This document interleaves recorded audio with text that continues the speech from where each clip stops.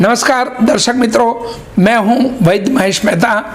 भारतीय चिकित्सा पद्धति यानी आयुर्वेद के उपासक, पार्ले आयुर्वेद सेंटर, आशीर्वाद आयु हेल्थ सेंटर के पायोनियर, डॉक्टर जीवराज मेहता स्मारक ट्रस्ट गुजरात के हॉस्पिटल के एक ट्रस्टी के माध्यम से आपको बताना चाहता हूं। जवाब यही है, कोई भी व्यक्ति को अपना खुद का घर किराए पर दे दो भाड़े पर, तो भाड़ुआत मकान खाली नहीं करेगा। आज हमारे हिंदुस्तान की यही हालत है कि एलोपैथी वाले ने पिछले 75 ईयर में हिंदुस्तान की जनता पर कब्जा करके रखा था। यही सर्वस्व है। हमारी एक पूरी पीढ़ी को प्रीमेच्योर डेथ के डेस्टिनेशन पर खड़ा कर दिया। लाखों करोड़ रुपया खर्च करके जो डॉक्टर बन रहे हैं, तो हंगामा तो करेगा। या तो उनकी नासमझ है, या तो कोई प्रशासन लेवल पर कोई पॉलिटिकल इश्यू है। उन जानते हैं कि आयुर्वेद का विरोध करना कुदरत का विरोध करना ऐसी बात है।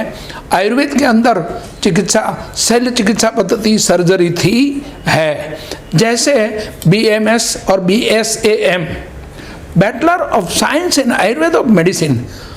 सर्जरी आयुर्वेद के कोर्स में है, सिलेबस में भी है, कॉलेज में पढ़ाया भी जाता है। ऐसा नहीं है कि एलोपैथी वाले सर्जरी करें और आयुर्वेद वाला नहीं कर सकते। भैया, हिंदुस्तान की सर्वोच्च अदालत ने भी जजमेंट दे दिया है, उसमें भी आ गया है। और शल्य चिकित्सा पद्धति सदियों पुरानी चरक रूसी से आ रही है।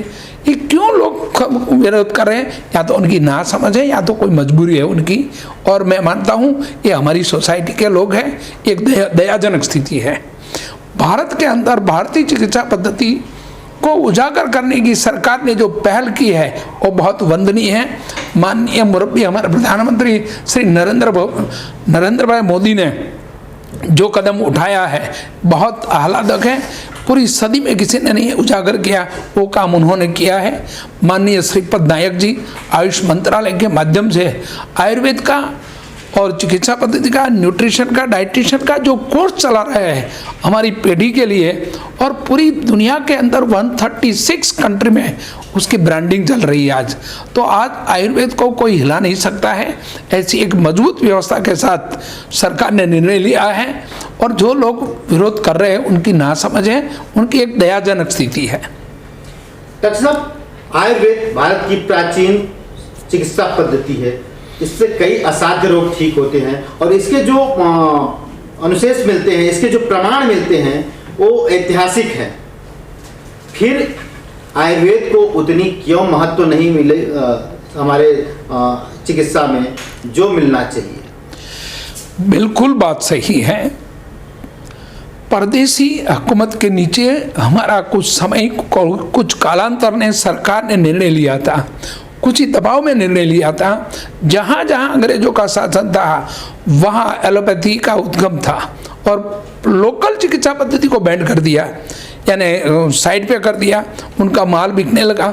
अगर आयुर्वेद को अंग्रेजों प्रमोट करते हैं तो उनका माल नहीं बिकता।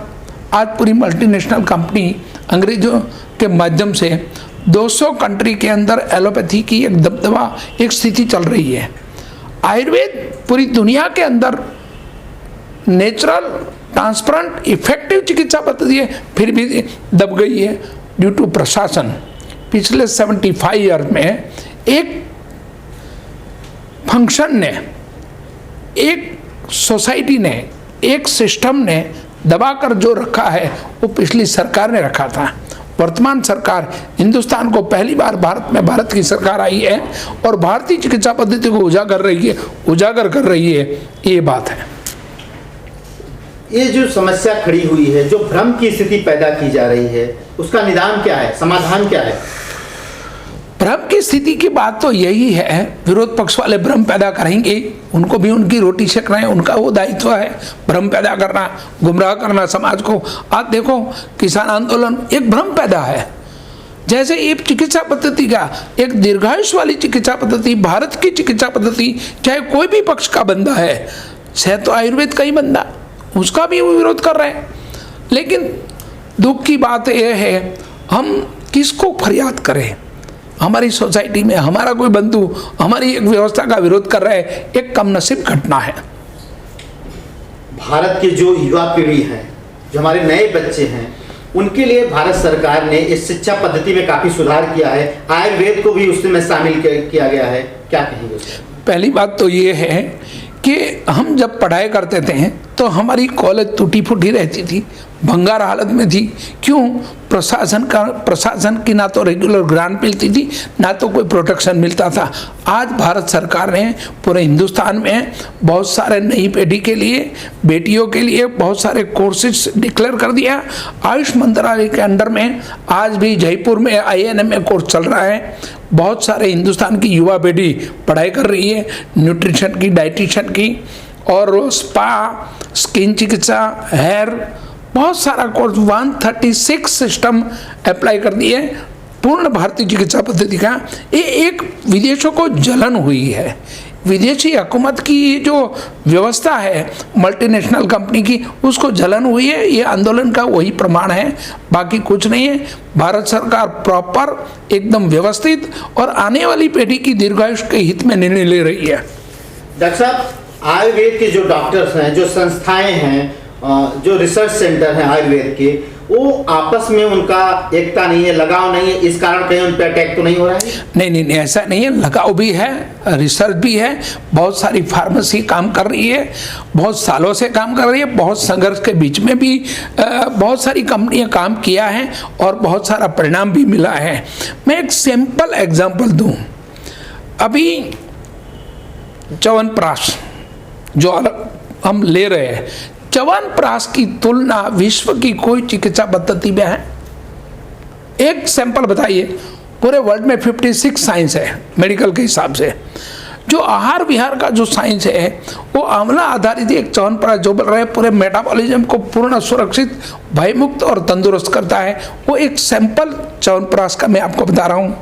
दूसरी बात, फॉरेन के अंदर जितनी भी कंपनी है, अब हिंदुस्तान के हैं, 33 करोड़ वनस्पति की पैदावार हिंदुस्तान में है।